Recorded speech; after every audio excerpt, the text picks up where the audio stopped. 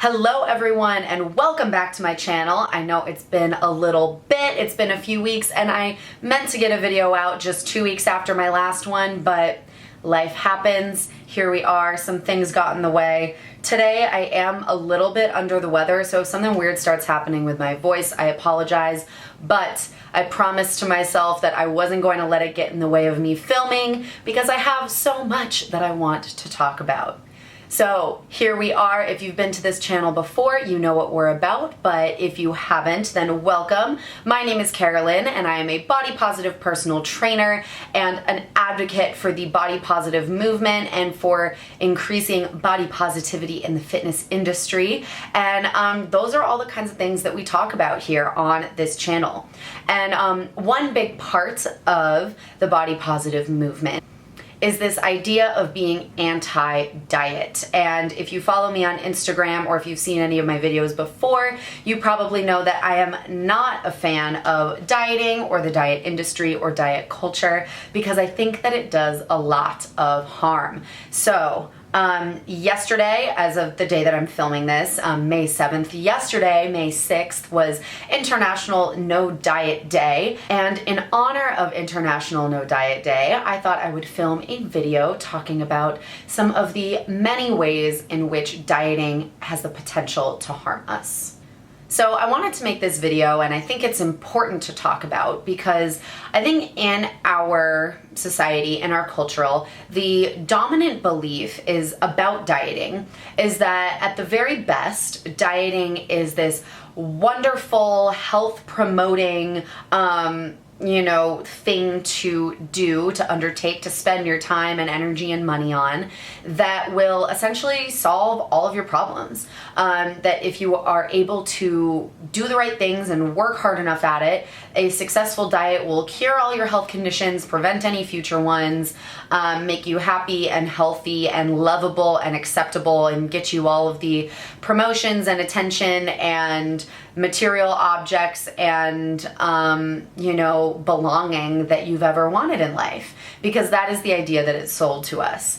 And then at the very worst, dieting is seen as something that is, neutral if it doesn't work out for you. That maybe if you weren't successful at it, you maybe wasted a little bit of time and energy, maybe some money on it, but whatever, you can just try again at some other time, because if you do succeed, it's going to be really great.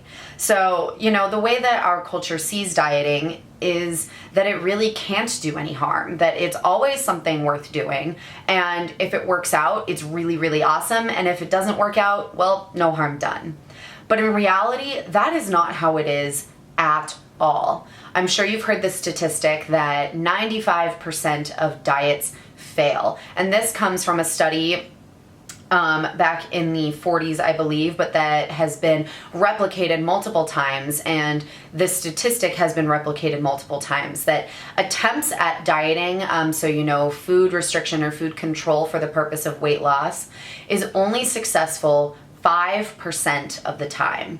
And for those 5% of people where it is successful, for the most part, they are achieving that success either because they were at kind of an abnormally high or artificially high weight for their body. They were above their set point, and so their body wanted to lose weight in order to feel safe and comfortable because they were outside of, their healthy, comfortable set range. Or on the other hand, they are people who have just gotten really good at disordered eating and are maintaining a weight suppressed state through disordered behaviors. But yeah, basically for the 95% of people who aren't successful at dieting, and truth be told, the percentage is probably higher than that, that's exactly how our bodies are supposed to respond.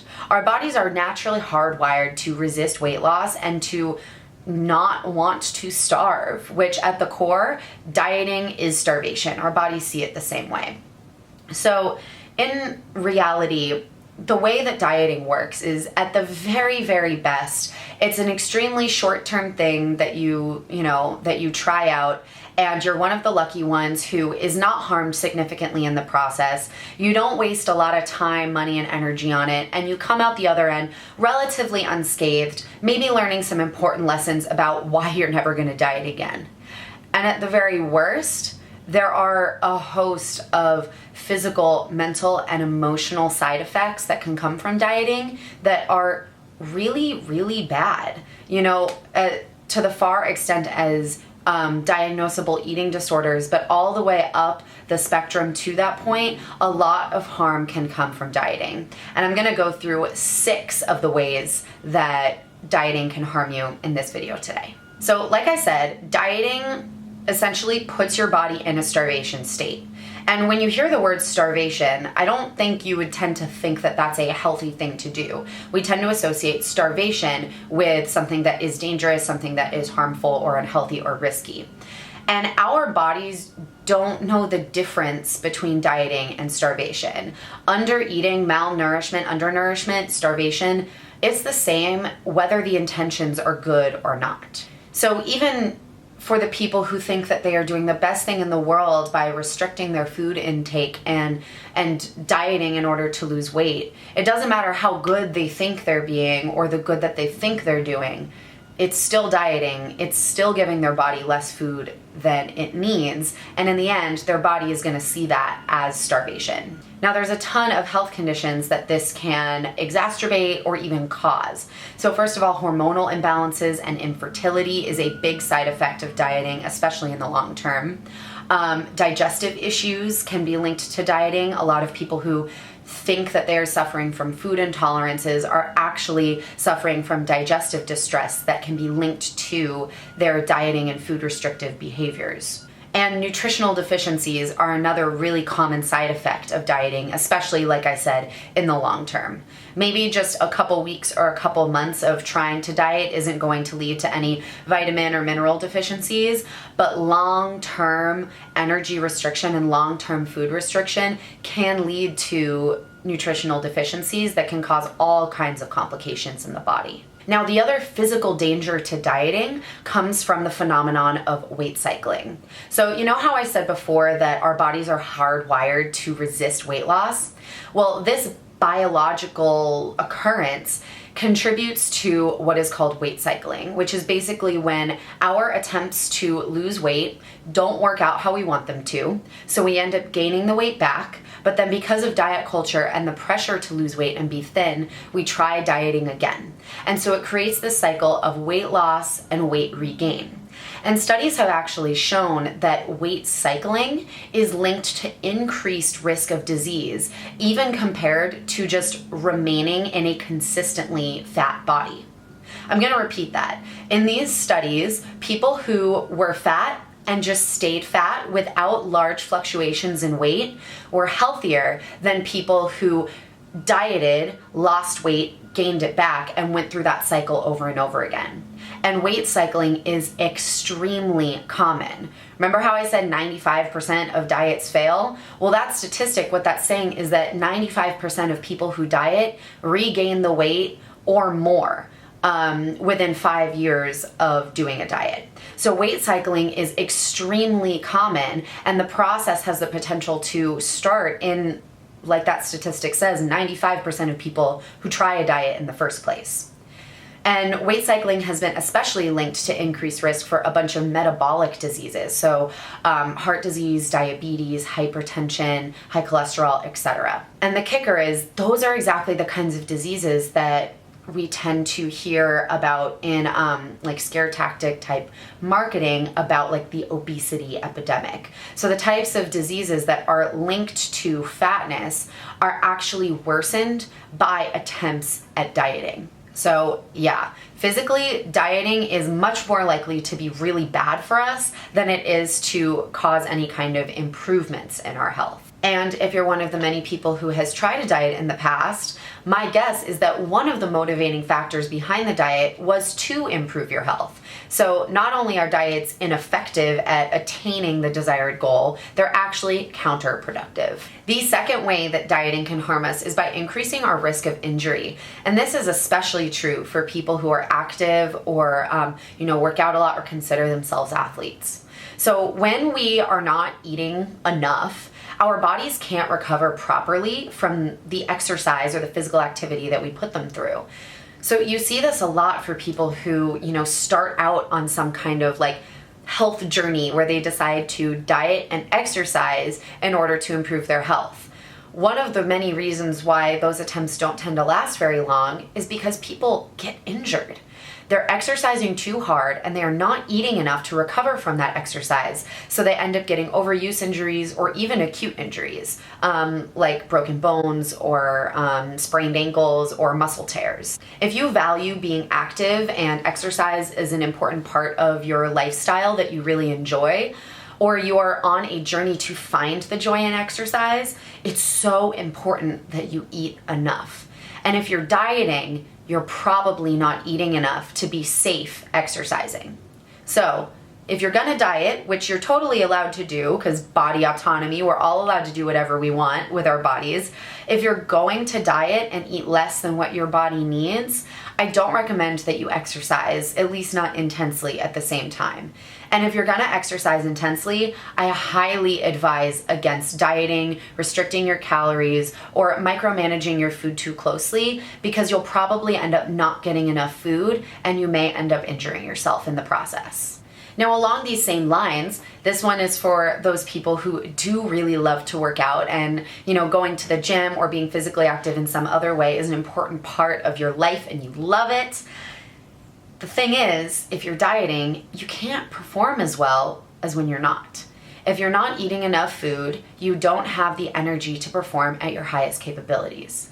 And, you might decide that this is okay for you if your level of performance is not necessarily important to your enjoyment of an activity. And I get that. That's totally fine. But if you have any kind of goals of improving your strength or your skills in a particular activity, or if you have the desire to, train at a high frequency or intensity, dieting is probably not going to let you do those things, at least after a while. You may be able to go for a few weeks or a few months, under eating and still be able to push your body, to those limits. But eventually something's going to have to give and you're going to start to see your performance decline. Basically, working out on a calorie deficit means you can't do as much as when you are eating enough.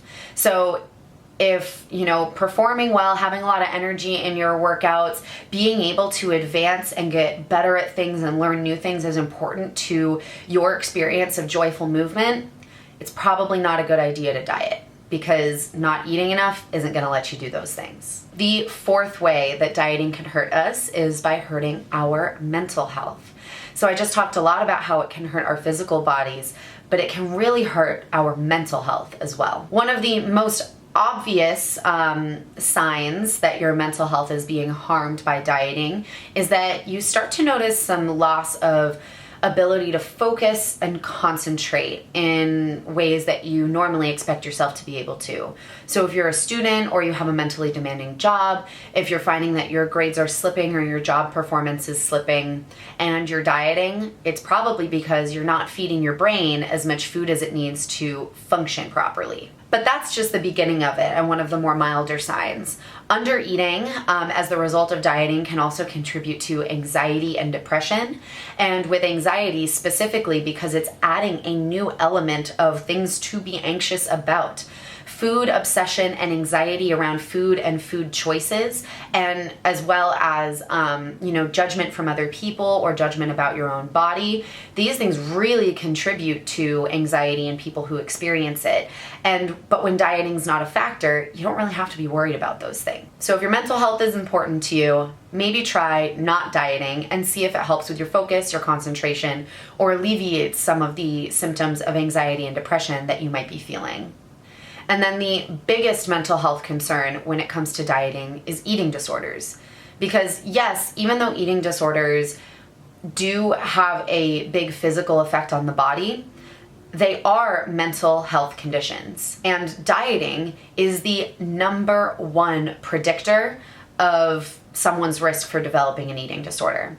The more a person has dieted and the earlier their dieting history started in life, the more likely they are to have developed an eating disorder at some point in their lifetime. And this is huge. And it's a big reason why I am also a big advocate against putting children on diets of any kind, no matter who the kid is. Childhood dieting is a surefire way to give a future adult problems with food and a problematic relationship with food. So yeah, dieting leads to eating disorders. Dieting is a major, major risk factor for the future development of eating disorders. And if someone already has a history of eating disorders, dieting is almost definitely going to cause them to relapse. All right, on to number 5. Staying kind of up in the head, but moving it down into the heart as well. Your emotional health and your social health can be really impacted by a lifestyle that revolves around dieting. Dieting really takes over everything in our lives. It can become obsessive and all-encompassing and really impact every single decision we make. Dieting can become isolating. It can cause us to skip out on social events or activities that we love doing. It can cause us to cut ties with people whose relationship makes it hard for us to continue with our diet. And all of this can be really, really hurtful to our emotional health. When we don't have strong relationships, when we don't have a healthy social life, and when our emotions become really wrapped up in the experience of dieting and our success with dieting, it's really not a fun or comfortable way to live.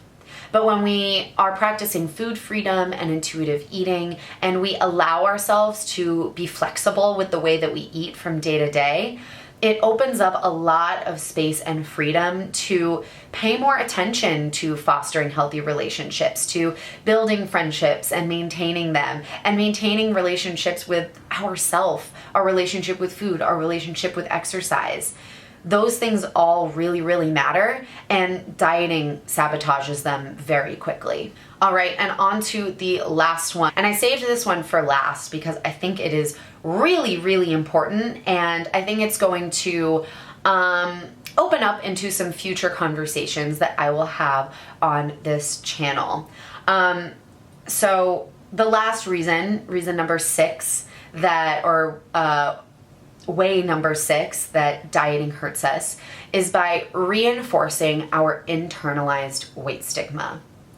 And so I saved this one for last because it's a little bit harder to understand, especially if you've never heard the term weight stigma or you don't know what I mean by internalizing it. So I want to explain that now. And if this brief explanation isn't quite enough, I definitely want you to let me know in the comments that you want to hear more about this, because I would love to make another video or maybe a podcast about this one in the future.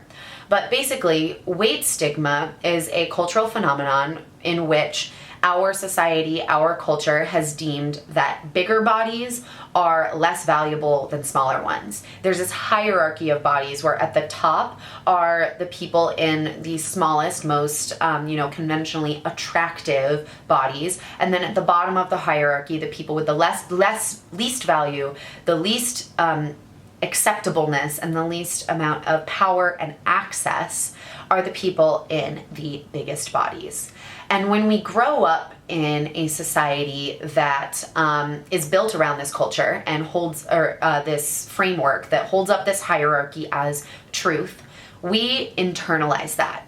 And it informs the way we think about our own body, the fears that we have around bodies, the way we judge others, and the decisions that we make on how we care for our bodies.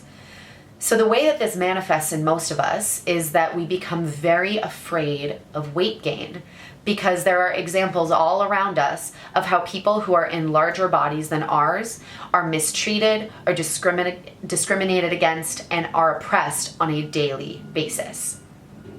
So we observe the weight stigma that happens in the culture around us. We see fat people being made fun of on TV. We see them being mocked in public for eating or not being able to fit in airplane seats.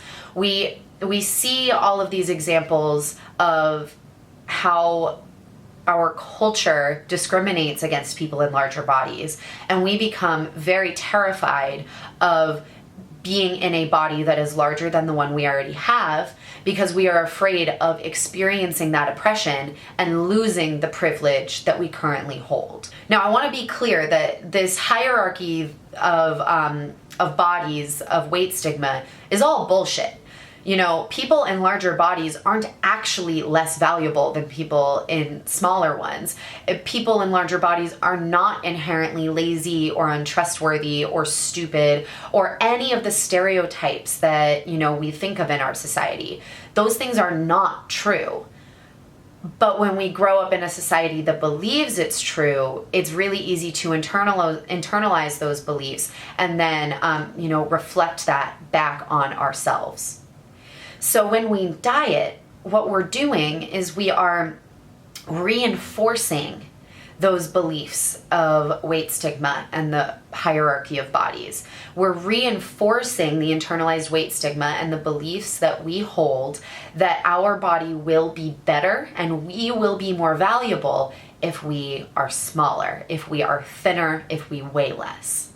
And in turn, that if we don't do the things that are required for us to be smaller, that we might get bigger and we will lose value, we will not be accepted, and all these bad things will happen to us. And when we diet, we are reinforcing that to ourselves with every food choice we make, with every calorie we restrict, with every meal that we measure, with every bite that we agonize over. We're reinforcing the idea that some bodies are better than others, and ultimately that only hurts us. That contributes to the mental anguish, the emotional turmoil, the physical stress that dieting puts on us because of the way that it impacts our belief system and reinforces a harmful belief system. So that's why such an important part of body acceptance is letting go of dieting. The only way that you can truly become, comfortable in or peaceful with, or at least not hate your body so much, you can only do that when you let go of the behaviors that reinforce in your body and in your mind that something is wrong and needs to be fixed. So that's what I have to say about the internalized weight stigma. Like I said, I hope that made sense. If you have questions, please comment them below. All right, everyone. So I hope you enjoyed this video filmed in honor of International No Diet Day. Even if you didn't observe it the other day because you didn't know it was happening, you can observe it literally any day you want by not engaging in dieting behaviors, by rejecting the diet mentality, by embracing intuitive eating, and by caring for your body in a more compassionate way. So if you have any questions, please leave them in the comments below. The only thing I ask is that you keep it civil. If you disagree with me, I am happy to hear you out, but I will not if you name call or use hateful language. We can have a discussion without turning to name calling. Thank you. And last but not least, this video was brought to you by my Patreon. If you are interested in becoming a patron, you can use the link in the description below. Right now, I'm not super active on there, but soon I will be posting more exclusive content in terms of extra podcasts, extra videos, essays that I write, really anything that I think of that I want to share with that community. But in essence, becoming a patron, you are supporting me in this content creation journey, trying to spread the message of body acceptance, of intuitive eating, of health at every size. And I would be super grateful if you get value from my content. I would be so grateful to get some of that value back. An equal exchange always feels good, right? Okay, so that's all I've got for you. Go follow me on Instagram. If you don't, click like, subscribe, all that good stuff. And I will see you in the next video.